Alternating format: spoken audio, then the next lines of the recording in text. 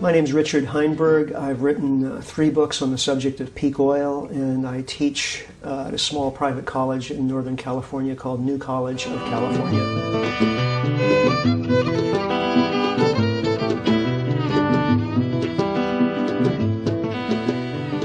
Well, peak oil is just the observation of the fact that in any given oil reservoir, production increases to a certain point, then reaches a maximum and starts to decline. We've seen that in oil fields for decades all around the world, and now we've seen a number of important oil-producing nations reach their peak and go into decline, including the US and Great Britain and Norway and Oman, Mexico. The list goes on quite a while. It's actually most oil-producing countries. And so every year there are fewer oil-producing countries in the category of oil exporters and more countries in the category of oil importers. So at some point, probably in the very near future, global oil production is going to reach its maximum and start to go south. And that's going to have enormous economic, geopolitical implications because the whole world is right now utterly dependent on oil for transportation, for agriculture, for plastics and chemicals. So peak oil is one of the great challenges of the coming century and probably of the coming decade.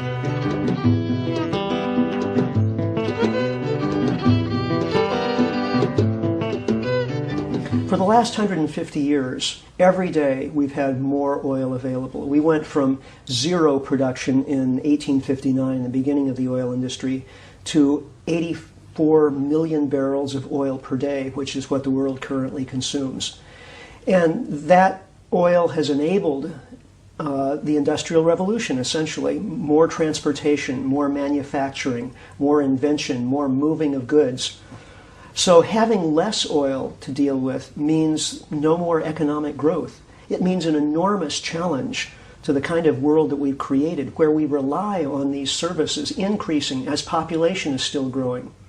So peak oil means really economic catastrophe for the entire world.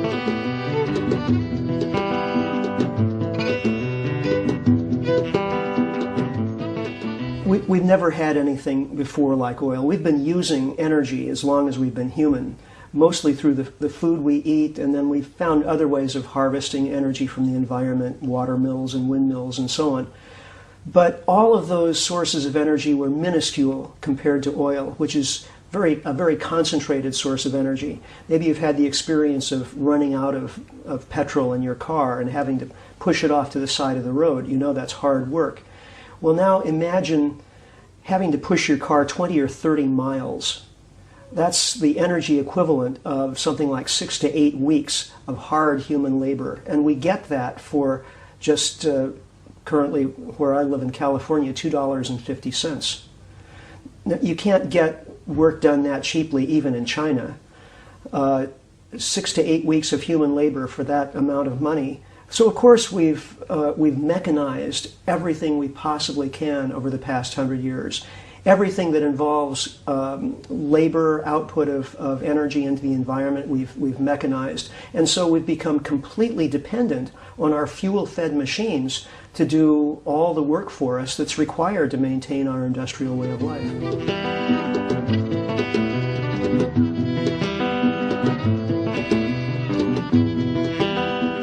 Well, America is the quintessential oil-dependent culture.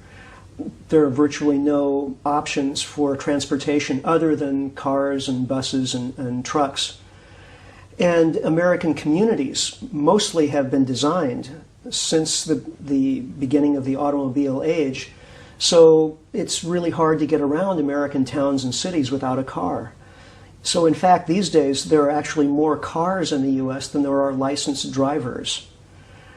Everything about the U.S., the parking lots, the way roads are constructed, everything is built on the assumption that everybody is going to have a personal car. And that only makes sense as long as we have cheap fuel.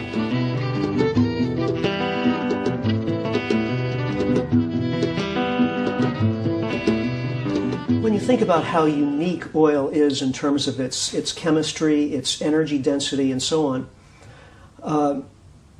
to think that what we're doing with it is simply pulling it out of the ground and burning it as fast as we possibly can seems utterly outrageous. This is the most unintelligent thing we could possibly do with this amazing stuff. I mean, possibly future generations will be able to think of interesting things to do with this stuff, but they probably won't have the chance because there won't be any left.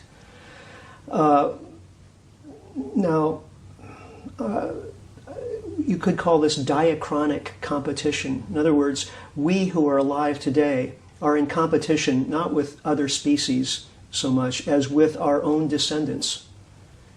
We are actively reducing the survival opportunities of our own children and grandchildren. There's never been anything quite like this before in human history.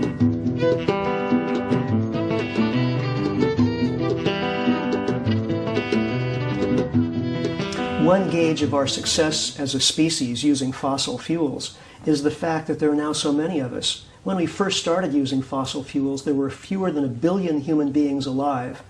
We achieved 1 billion right around 1820, early in the Industrial Revolution. We got up to 2 billion around 1930, 3 billion in the 1960s, 4 billion in the 70s, 5 billion in the late 1980s. We got up to 6 billion humans by 1999, and we've added more than 500 million more humans just since the turn of the 21st century. So if you look at that purely from a biological perspective, that's an enormous success for one species. But it's a very perilous kind of success because it's all based on the consumption of fossil fuels.